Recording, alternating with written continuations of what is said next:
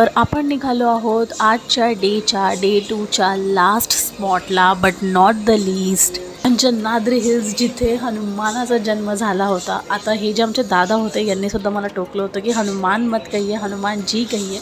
तर मी त्यांना पण म्हटली होती की हिंदीमध्ये आपण हनुमान जी म्हणतो, पण नॉर्मली महाराष्ट्रीयन लोक जे आहेत ते हनुमानला ॲज अ फ्रेंडच समजतात, श्रीरामांचा दासच समजतात.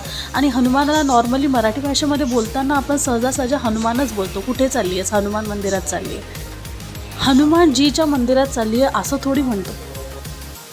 अँड ॲट द एंड आपली आपली भक्ती असते. हनुमानच काय, मी तर महादेवाला पण आरेतुरेच करते, ती माझी भक्ती आहे, तो माझा त्यासोबतचा पर्सनल रिलेशन आहे. सो इकडचं तिकडचं न बोलता सरळ आपण येऊया आपल्या टॉपिकवर. मी पोचली आहे अंजनाद्री हिल्सच्या एंट्रन्सला. तिथे तुम्ही बघितलं तिथपर्यंतच रिक्षा येतात आणि इथे तुम्हाला नंतर पायी यावं लागतं. इथून या पॉईंटपासून चपला ठेवून आपल्याला सीढ्या चालू होतात. 575 सीढ्या आहेत इथे. खाली या मंदिरामध्ये दर्शन घेऊन चपला ठेवून आपण आपल्या प्रवासाला सुरू करू शकतो.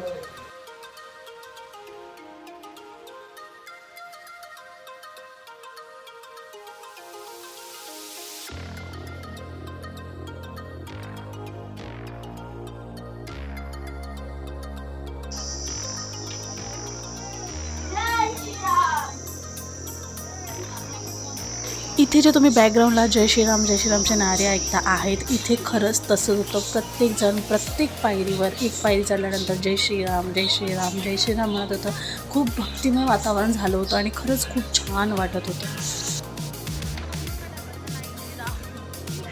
जय श्रीराम जय श्रीराम जय श्रीराम.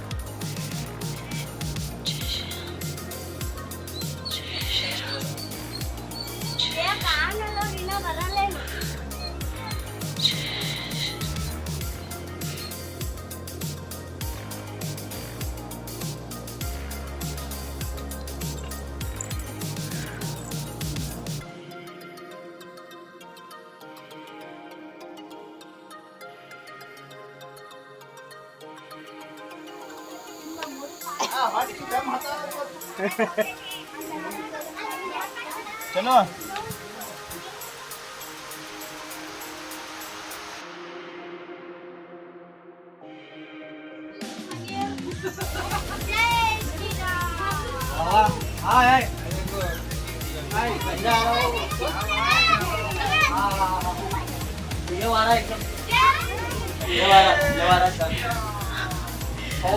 जय श्रीराम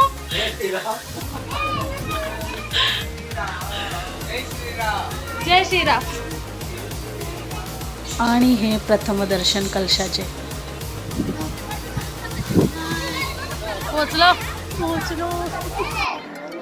अशक्य कोटीतली गोष्ट शक्य झाली.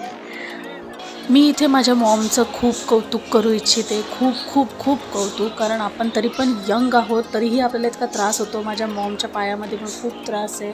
येस, माझे वडीलसुद्धा, ते सुद्धा सेम, दोघेही सेम एजचे आहे, तरी पण ते इतक्या लांब, इतक्या वर, इतक्या याच्यामध्ये चढत आले आणि अवघ्या 1.5-2 तासामध्ये आम्ही हे कंप्लीट केलं होतं. So really hats off to both of you. आणि मग जे मेन काम ऑब्व्हियसली देवाचं दर्शन घेतलं. आतमध्ये व्हिडिओ काढायला अलाउड नव्हतं. सो बाहेर आल्यानंतर मस्त व्ह्यू घेतला, किती सुंदर आहे. तिकडनं आपल्याला हम्पी दिसतं म्हणते का. तर फायनली आपण वरती पोहोचलो आहोत. काही जण म्हणतात 500 पायऱ्या होत्या, काही जण म्हणतात 600 पायऱ्या होत्या, पण फायनली किष्किंधा, जिकडे हनुमानाचा जन्म झाला, ही ती जागा आहे. असं विचार करायला पण एकदम असं वेगळं फील होतं आहे की आपण त्या जागेवर उभं आहे, त्या धर्तीवर उभं आहे जिथे हनुमानाचा जन्म झाला होता. खूप छान वाटतं, खूप छान वाटतं. तर तुम्हाला जर हा व्लॉग आवडला असेल तर लाईक करायला विसरू नका. प्लीज कमेंट करा जय श्रीराम आणि शेअर करा आपापल्या लोकांसोबत ज्यांना तुम्हाला वाटतं की ही माहिती दिली पाहिजे. आणि लवकरात लवकर हम्पीची ट्रिप प्लॅन करा. तुमच्या सगळ्यांचा प्रतिसाद हाच खूप महत्त्वाचा असतो. तो प्लीज लाईक, शेअर आणि सबस्क्राईब. आणि भेटूया नेक्स्ट ब्लॉगमध्ये. Bye bye.